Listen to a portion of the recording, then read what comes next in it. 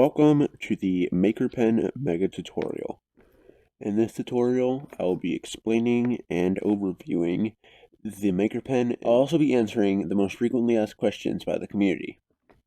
Anyways, let's get into this.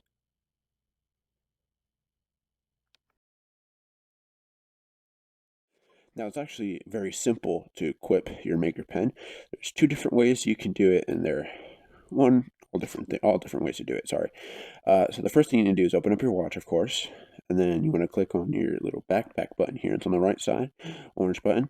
And once you click on it, you'll have these menus here, and you'll have your Maker Pen here and your camera over there. So these are the tools available to you in any room, but remember, you cannot use your Maker Pen in in the rooms that you do not have permission to. So one way to actually to equip your Maker Pen is clicking this Use button here. When you click Use, the Maker Pen will pop in front of you. You close your watch and you grab it. You can also click Recall once you have it out to take it away. And you can also click this Favorite button here, which actually gives you access. Something I should do right here. Actually gives you access to pull the Maker Pen from your shoulder. So see. If I do it here, this one, as you can see, it comes out just like that. So it's probably the easier way to do it instead of, always constantly coming to click Use just like that every time. But I mean, usually that's the roadmap of how a lot of people do it. Just favorite it, pull it from your back. So you can also do the same with the camera over there. You can favorite it. It can come over your shoulder. Although what I do is you can do a search and gesture, which is just like this, and you'll have a little camera icon come up, and then you can just click down and your camera will pop up just like that. So usually this is basically the fast pass way, just like favoriting the Maker Pen to grab your camera, except you don't have to favorite it, and you can always have the Maker Pen favorited. So now that you know how to take out your Maker Pen, you can now start using said Maker Pen. So the way you can do that is by looking up at the screen to your face, like this little bar right here, and then a yellow line will pan by, and this screen here will pop up. So this screen basically has a bunch of different options. You have Align, Snap, and Worldspace. You also have a bunch of these other buttons, which I'll be thoroughly explaining, as well as undo, redo, and done editing. The Align tool, which can be found up here, is a tool that helps you align things to, like, align objects to different objects. For example, like a door frame to a door, to make them aligned perfectly. You get the point. So with the Align tool enabled, we can now, clone objects, and we can, by the way, more on the clone tool later. And we can now, as you can see, if you could tell, the objects actually are not colliding with each other. They're perfectly aligned. So as you can see in here, you can't actually tell where I created that second Maker Pen object, not even from the back. By the back. You can tell obviously by the clipping right here, but from the front side, you definitely cannot tell that, it was edited just like that. So that's basically the Align tool. Snap tool, which can be found here in the center, is also another very good way to, align objects to other objects and keep everything on a grid. The snap tool is what is used to make sure everything rotates on a certain degree or moves on a certain axis blocks or whatever. You can also increase the settings, of the degree of rotation and the moving scale by going right here to your open palette, and it actually pops up a menu right in front of me, So here is our position snap. This is basically how many blocks of snap that, the move tool will work with on snap. And then the rotation snap is how many degrees it will rotate on. I usually keep it on 90 if I'm making any sort of walls, because obviously it's the best way to do it. And yeah, the Worldspace tool, which can be found up here, is a tool that will actually set the rotation and degree grid, position snap grid to the world instead of the object. I've actually got an object here with a sort of wacky, oh no, I just turned on Worldspace, So here I actually have an object with a quite wacky grid. So what I mean by that is, as you can see, the green arrow is actually not pointing straight up. It's not 90 degrees. It's actually rotated a different way, since it's actually how the object is. So the first object that's binded, or no, the first shape that is binded to an object, let's say like the 2 here, the 2 is maybe, I don't know, something like it's just rotated differently. I'm pretty sure it's actually the circles here on the side. You can't really see it that well, but there's actually circles on the side of these that do that, and maybe it's flipping off the rotation here. So, but turning on Worldspace right here, it actually makes it, as you can see, so it uses the grid of the world. So basically you can now, rotate, or I mean, sorry, you can move this at 90 degrees. You can also rotate it normally. Okay. I'll fix that later. But basically, you can now basically do everything on a different grid. The edit tool right here is used to actually focus into a Maker Pen object, and you can edit the different shapes inside of a Maker Pen object. So a Maker Pen object actually is when you right here, create. Sorry, just get a cube here. So let's say you were making a whole nother shape, or this is a whole nother Maker Pen object right here. And let's just say we add something like this, and then maybe like one over here. Can't see it, sorry. So once you hit done editing right here, it actually makes this whole thing a Maker Pen shape. So as you can see, I can move the entire thing. Now, what if I want to only move this block here? That's what the edit tool does. So practically, sorry, hit select it there. I can now click into this object here, and I can now edit the individual shapes in there. So, sorry, where's move? There you go, sorry, move. So now I can actually grab this individual shape and move it over to the right place, which is right here. Basically, basically making it like an L, except it's backwards for you guys. Sorry. Once again, you can hit done editing right here. And then you can now freely move the entire object. So like walls for a house, for example, right here I got this, walls, you get the point. Just edit, and let's say I want to rise these walls. So basically we'll use the manipulate tool, And if you don't know what the manipulate tool does, I'll show you later. But, that's basically the point of the edit tool. Another thing, you can also look into a circuit board, like see what kind of different circuits are in a circuit board. More on that later. That's basically it for the edit tool, but the edit tool is also great for in an object finding, things like if there's an object missing, like let me pull this up. Like if there's an object missing, we can actually go and figure out where it is and split it. So we can go to settings here, and oh yeah, right. So on the next page, sorry. So you have fade world and edit mode over here. Now basically what this does is fades out the entire world around you when you're in edit mode. I don't think it's actually just gonna do it. I don't think if it show it does not show it for you guys, but still, when you're editing something, it shows the only thing that are colored are the shapes, and everything else around is faded. Now this is good for finding objects that are not in the right place, and just splitting them.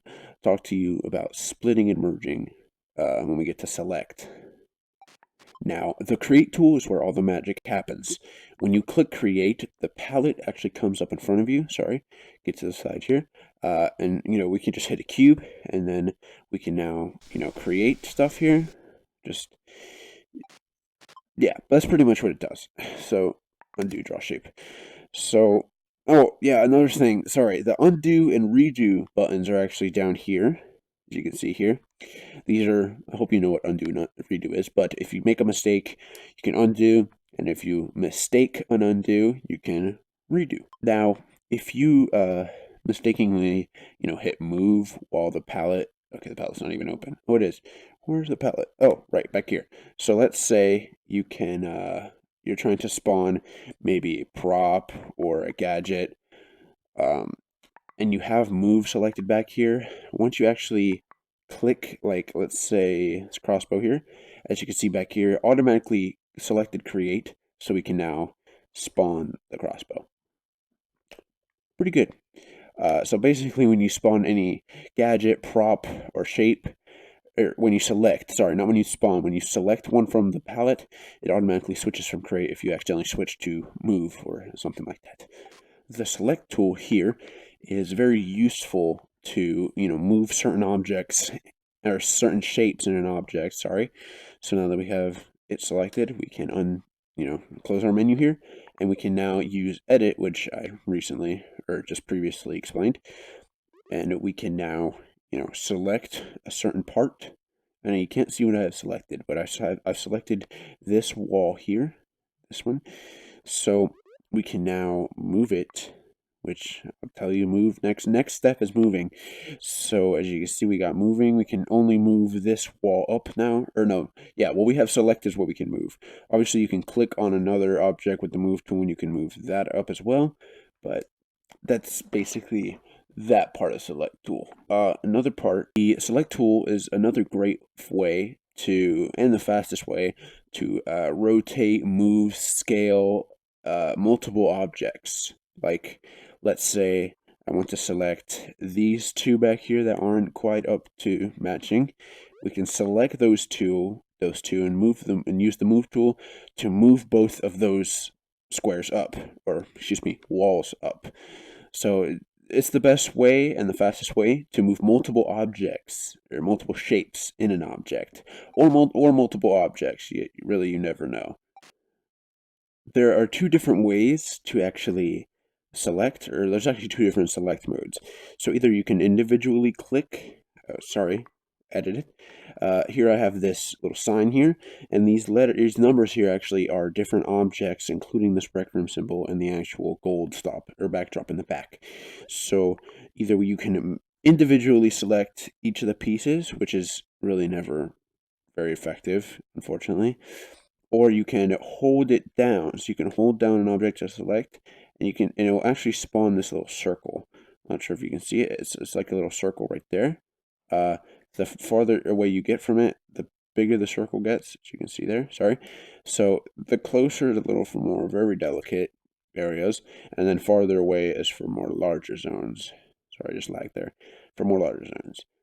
Another thing that usually is used with the select tool, you can actually merge and split shapes. So let's say I want to take out that Rec Room logo from this little sign here. So what I'm going to do, I'm going to select the Rec Room logo, and if you're having problems actually, like if you're selecting the back part, like the black gold part, all you simply need to do is just click to deselect, just like that. And now that we have the Rec Room symbol selected, these three ellipses, which is, three dots, will actually show up, and it will give us the option to split shapes. So if you're editing something, you will split it, and if you're not editing and you're just selecting multiple Maker Pen objects, you can then merge those two objects into one.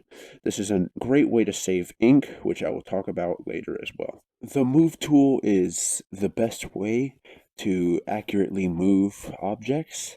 The move tool uses the XYZ scale, which I have here. Y is up and down, X is left and right, Z is forwards and backwards. I know that's not how it looks like on here, but for me, that's what it looks like. Okay, really X is left and right, and Z is forward and backwards, but you get the point.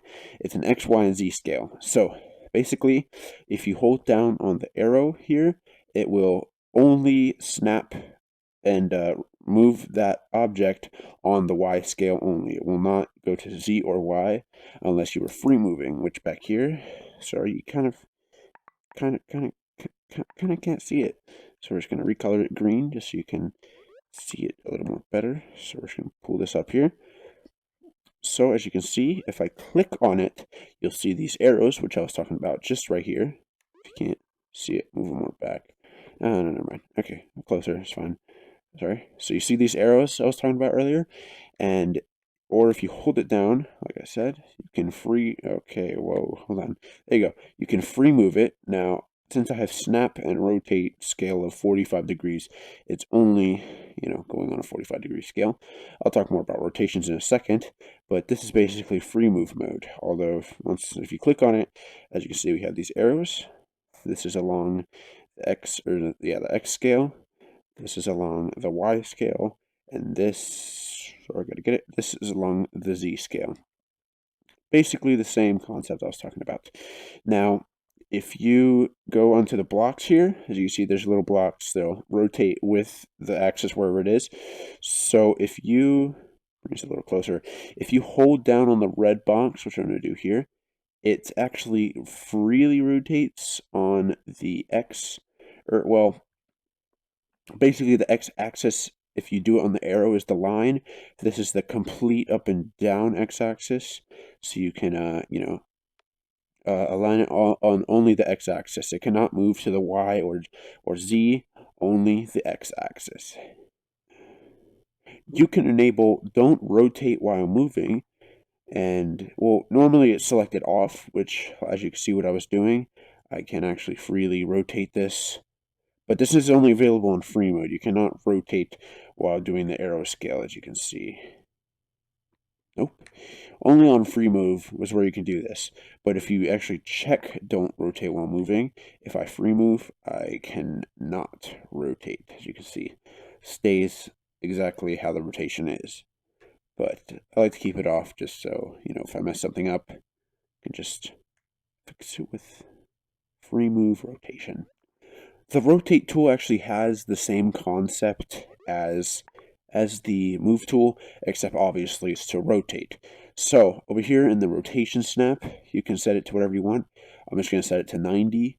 And where did my block go? Rotate doesn't really use the XYZ axis really that well. It's actually just kind of how the rotation is.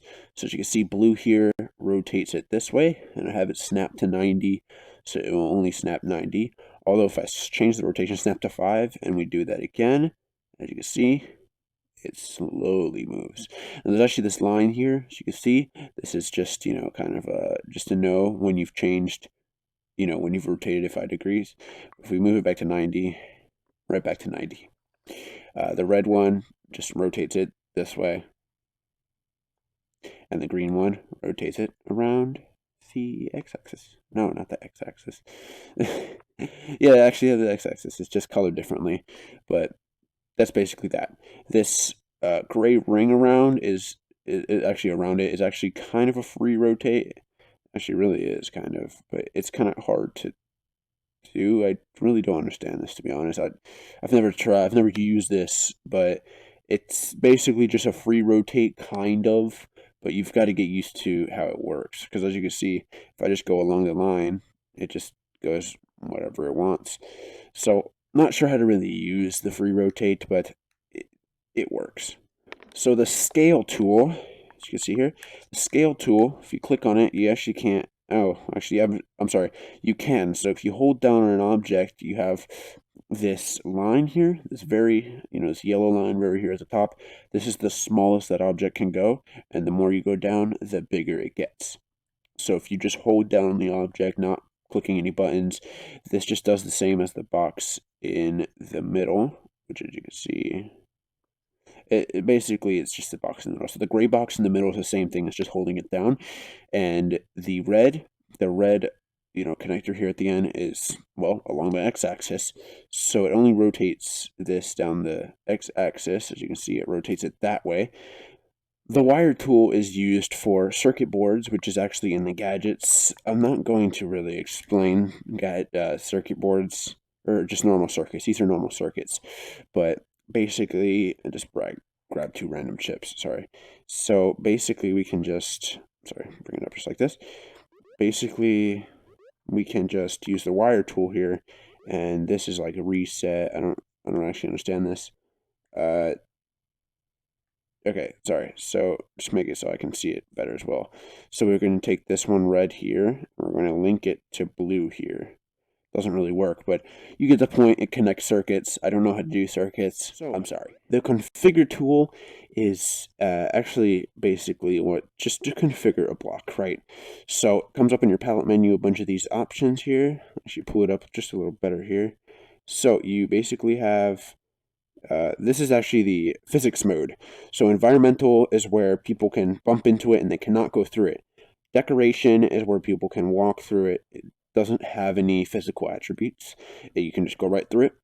This is usually what's used. It is what you can use to reduce ink a lot, because things like an accessory on a table, or a cup on a table, not a prop cup, but like a maker pen cup. If you set that to decorational, you save 50% of that ink if it was on environmental. So once again, a very nice way to save yourself some ink. Physical mode here, this makes it so it's it drops to the ground. Basically, it just gives it physics. As soon as you select it and let go of the maker pen, it does it. So if I do it here, it fell to the ground. As you can see, it's got physics, just like this. Pretty cool. Yeah, you can't undo that. So sorry. We can click configure back on it, and I'm over here. Sorry. Just gonna set it to sticky. So right here, sticky. What sticky does, it's basically physical, except you can stick it to yourself. With physical, obviously, you can't stick it to yourself, but with sticky, you can. So basically, as you can see, I'm not actually holding on to it, it's actually stuck to my hand.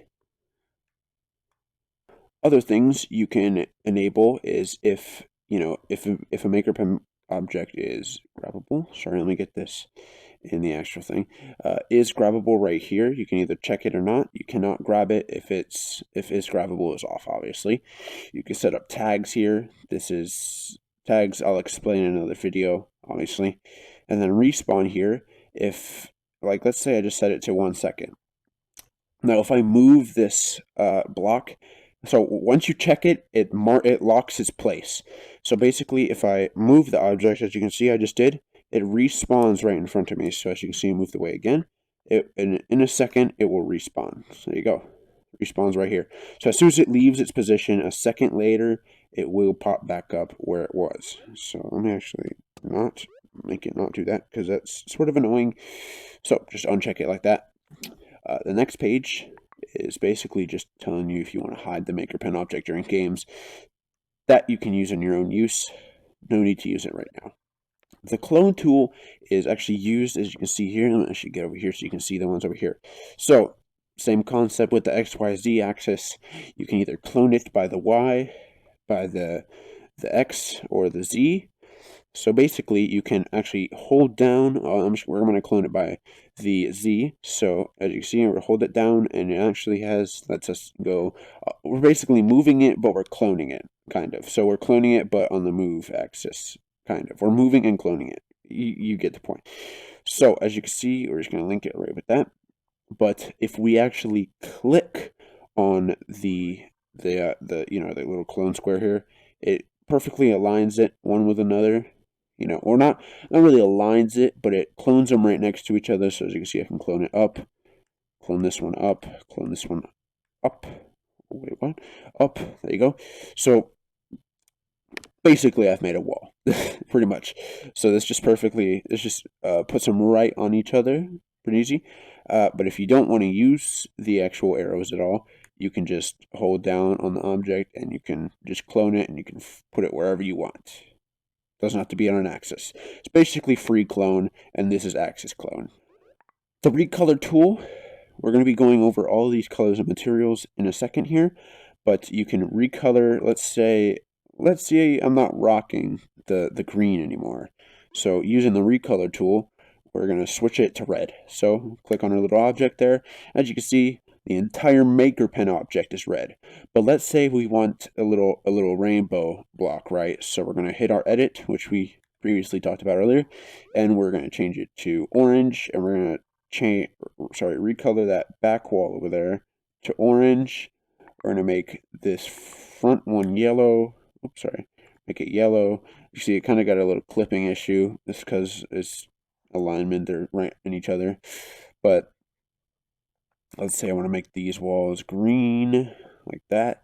It's kind of clipping weirdly, but you get the point. So hit done editing, and here we now have very rainbowy and glitchy block here.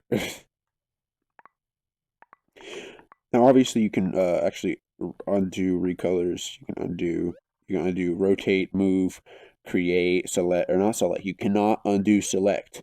But another way to deselect while in the select tool is just, actually, I'm going to pull it up, just by double clicking on one of the already selected, and it will deselect everything. But if you didn't mean to deselect everything, just double tap, and it double taps everything again, or it selects everything that was deselected again. The freeze tool makes it so you actually cannot do anything with an object. So let's say I freeze our little box here. I cannot grab it or anything. This is the light, sorry. I cannot grab it. I can't configure it at all. Like if I try to go to the configure tool, oh, I guess you can configure it.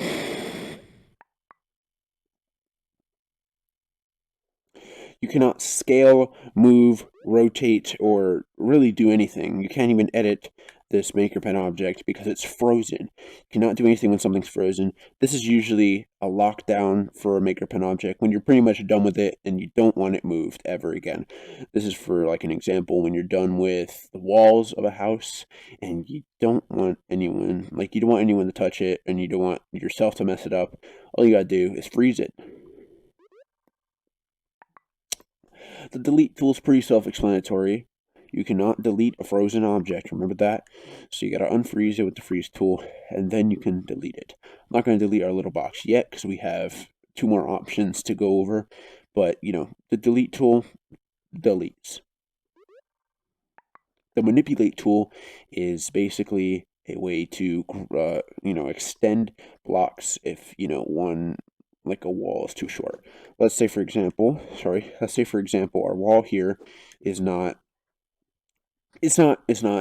long enough, so it cannot get to the end of the wall there. So what we can do is we can use the manipulate tool, and the manipulate tool does not work on entire objects. It works on individual shapes in an object. So we're just select our little wall here, and we are going to now hold down this little like, I don't know, square here, and we can now extend it by the position snap grid. Now it doesn't have to be on snap, of course, but snap is always good. Your palette menu is one of the most important menus because this is actually where you create everything. You spawn all of your props, all your gadgets and stuff. So when you're making things, obviously you have cubes, ribbons, tubes, spheres, cylinders, triangles, and pyramids. So basically you have, these are called wedges. Triangles. It's really triangles, but you have wedges. So over here we have colors and materials. So basically they've recently added a lot of more new colors. They had just very limited, probably limited to this first page here, kind of, except you've had like these first 8 or 12, but it wasn't really these 12. So, but anyways, you have all these colors now. It's really fun to use, really. It's very fun to experiment with the materials and color combinations. Let's say we want to make a wall. We can use solid wall, and we can go over, switch it to white, which is right there. And this actually makes it, box here, actually makes a pretty good wall pattern. You can't really see it with the camera. It's kind of, it's like grains of a wall, right? One thing you can see though is if I make it our color brown here, and we go over to the materials and we select flooring, you can actually have this nice wood material here. As you can see here, you actually have this nice wood material. This is light brown or tan, and this makes very good hardwood flooring actually. You also have, this is wood grain. This is very nice as well. This is, I don't know when this is actually used, but it's very great, really. It's awesome. So a great thing to do before you start creating is definitely experiment with the different materials and colors. There's a lot of combinations, and you can find something really cool, like the glow material. The glow material is actually very cool. It's right here, this one right here. So you can go to colors, you just make a red glow, kind of like this.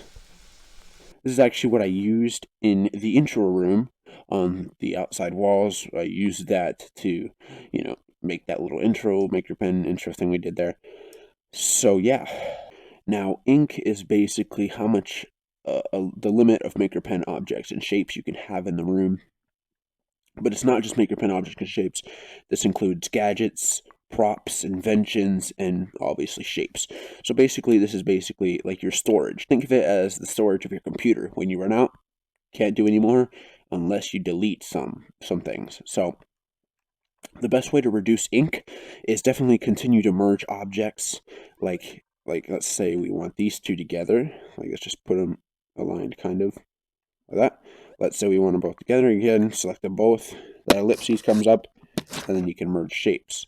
So this merging shapes makes it reduce ink and also making circuits into circuit boards. Let's just say, I don't know if it works with just dormant chips, but let's just say we have 1 and 2. Sorry, the camera's kind of getting clipped by this. Move it real quick. Oh, sorry. So basically, let's say we got these 3 chips here, and we can now select the 3, and you can click the 3 dots, and it says create circuit board. So once you do that, oh, sorry, deselected. Once you click create circuit board, it makes this giant chip here. It's basically those 3 circuits and chips into one. Basically reduces room by a lot. Another thing to do, like I said, is make things decoration mode. So let's say, like our walls here, let's just say our walls, or actually they are environmental, because as you can see, I can not walk through it. So if I use the configure tool to make this decorational, I can now walk through it freely. But one thing you want to do is make sure you don't make, walls, floors, and ceilings. Don't make those decorational, because then people can just walk through your house. Make sure you make little things like, accessories on a table. And if you're really running out of ink, just make the table decorational as well. But remember, you cannot make actual in-game props decorational. So let's say we go to the props decor, and let's grab a box, for example. So we grab this giant box here. We cannot use the configure tool. See, if we click configure on a prop, it actually does not bring up any decorational or physics mode. It only brings up, respawn, hide during games, is grabbable, and the tags. So just remember, if you're using a in-game prop table, just take note that you're not going to be able to make that decoration, and you're not going to be able to really save space, because these do not count as Maker Pen objects, so you cannot merge these with other props. These are all individual and cannot be merged. So if you're trying to make a big room, try to avoid using Maker Pen objects, obviously, unless it helps, the room and stuff. But if you're trying to make a big room, try to avoid using props. Another overview of gadgets, you have your math chips. Once again, I'm not the chip person, so I'm not really too sure what these are. Although Marisa hosts Maker Pen classes every Friday, and you can definitely go over and get some help from the instructors there. There's many other people better than me at using these chips and circuit boards, but, Maker Pen class. I'll probably put in the description when the next event is planned. If it is, I keep putting configure on, but you got game chips, other chips, gizmos, and other gadgets. Other gadgets are kind of like, the lights, trigger volumes, samplers, the welcome mat, and radios and stuff. By the way, the welcome mat is actually where your players will spawn. So make sure you place a welcome mat like in the door of where you want your players to spawn. Just remember that. Now that you've learned all the features and tools in the Maker Pen, you can now begin to build whatever you'd like. Be sure to send me a message on Discord. I'll be putting my Discord link, or sorry, not my link, I'll be putting my profile in the description. Feel free to friend me, and I will just send me what you built. And another thing, if you need more help and you want to talk to me directly, I'll be at Marisa's Maker Pen class next Friday, August 23rd. And also the one on Sunday. I believe they host one on Sunday as well. I'll put the event link in the description for you to RSVP. So if it's not available, I'll put it as soon as it is available. So I'll be there Marisa will be there, which is the build support for Against Gravity, which also made Rec Room. There'll be a bunch of other instructors and people who know how to do circuits. I don't know how to do circuits, so you can ask people there if you need help with any sort of circuits or building ideas, and I will see you guys there. Bye-bye. That concludes the Maker Pen Megatutorial. Let me know what you guys think in the comments, and leave a like if it helped, and feel free to subscribe to my YouTube channel. That'd be appreciated. Be sure to cheer me in game. That's only if you want. Obviously, I'll put my name and username in the description. But if you did enjoy, once again, be sure to hit that like button and let me know in the comments what you think and how your first house was. Thank you for watching, and I'll see you in the next video.